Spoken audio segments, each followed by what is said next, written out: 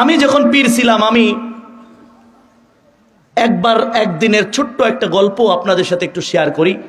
আমি গল্প সাধারণত বলা অপছন্দ করি, কিন্তু এটা আপনাদের বোঝার জন্য একটু বলি।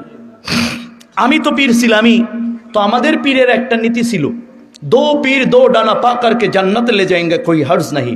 যদি কারো দুইটা পীর কোনো রকম ধরা থাকে, তার আর কোনো চিন্তা থাকবে না, তার দুই ডানা ধরে জান্নাতে নিয়ে যাবে। কারণ আমরা চিন্তা করছি আমি তো একটা পীর আছি, কোনো কারণে আমরা যদি স্লিপ কাটি, তার একটা ধরে রাখি, কিয়ামতের দিন হাতে যেন ধরিয়ে আমারে জায়গা মতো নিয়ে যায়। এখন আমি চলে গেলাম কোথায়, আপনাদেরকে আমার বক্তব্য দিয়ে আপনারা বুঝবেন কোথায় গেছি। তো আমি গেলাম, যাওয়ার পরে আমি পীর সাহেব হুজুর তখন বেঁচে আছে, আমি নিজেও পীর, নানাজি পীর, নানার বাবাও পীর, আমার মা পীরের মেয়ে, আমি হলাম পীরের নাতি, এবং আমি নিজে পীর। এখন উনি দেখে আমারে মোটামুটি চিনছে, মানুষ বুঝাই দিল যে উনি এই লোক।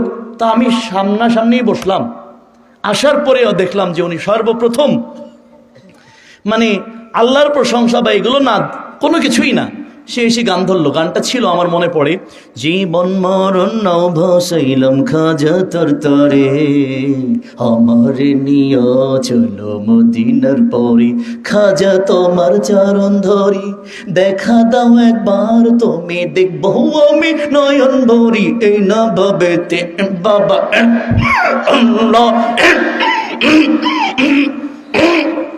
চলছে।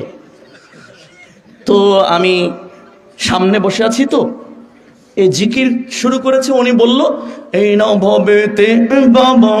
এবার এই টানটা দেওয়ার পরে ওরা ওরা বললো খালি একবার আল্লাহ, এবার এখন আর আল্লাহ নেই, এটা শুরু করলো। মাশাআল্লাহ, ভালো। তো এখন জিকির তুই কর, সমস্যা নেই। এখন আমি তো সামনে বসে আছি, এইভাবে এক গুতা দিয়ে আমার এই দুই পা জোড়ে মনে হলো পা জোড়টা আমার ভেঙে গেছে। আমি ওনাকে আস্তে করে ধরে বললাম, বাবা আমি তো ব্যথা পাই। তো বলছে চুপ করো, ইশকে উঠেছে। কি উঠেছে? আমারে গুতায় এমন করে, হ্যাঁ কয় ইশকে উঠেছে। আর একজন আমার ঘাড়ের ওপরে যেই পড়ছে। আমি কই কি ব্যাপার? কয় ইশকে উঠছে। তো আমি বললাম আমার লাগে। তবে তোমার লাগে কি হয়েছে? ইশকে উঠছে, এখন তুমিও করো। তা আমি বললাম ঠিক আছে, তা আমিও করি।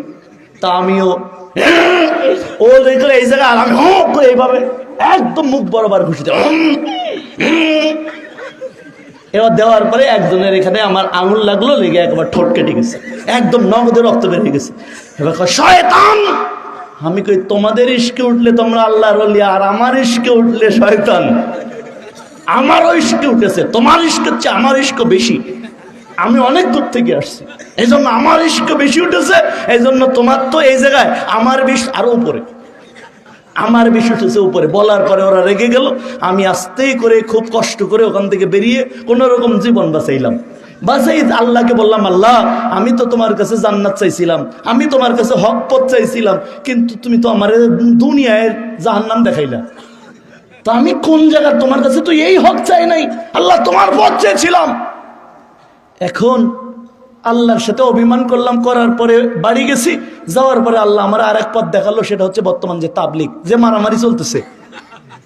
এখন আমি যদি ওইটার কোনো একটার মধ্যে আজকে থাকতাম, তো মনে করেন মারামারিতে লাগতে হইতো।